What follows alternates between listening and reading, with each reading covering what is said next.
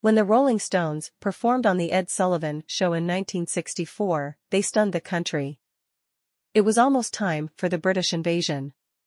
Any British Isles musician worth their salt understood that an appearance on the Ed Sullivan Show would help launch their career in the United States. The Rolling Stones understood that having an appearance on a show like this could make all the difference in their success in the US. The Blues Boys made their first trip to America in the summer of 1964, but they didn't exactly get the enthusiastic welcome they had anticipated. Thus, a few months later, on Friday, October 23, the Rolling Stones anxiously anticipated their trip from London Heathrow Airport to New York City's JFK Airport, unsure of how their second attempt at American success would turn out. But by now, they had garnered a lot of radio in the US, landing 2 singles in the Billboard Top 30 chart. The band had published Time Is On My Side before to their arrival, which peaked at number 80 on the charts before they left and eventually reached number 6.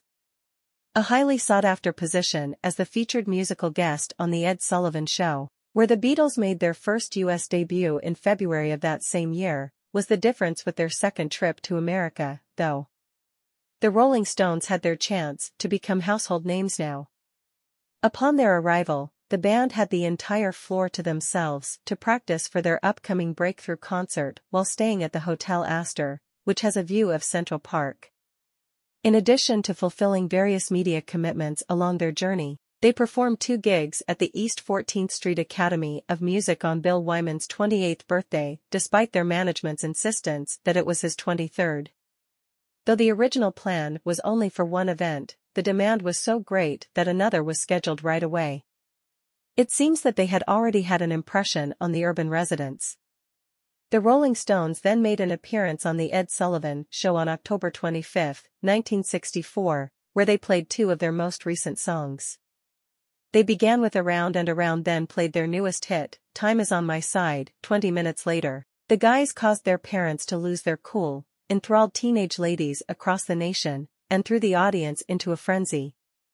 After only 2 broadcast concerts, they'd established themselves as the alluring, dangerous antithesis of the Fab Four with their natural swagger and shaggy haircuts.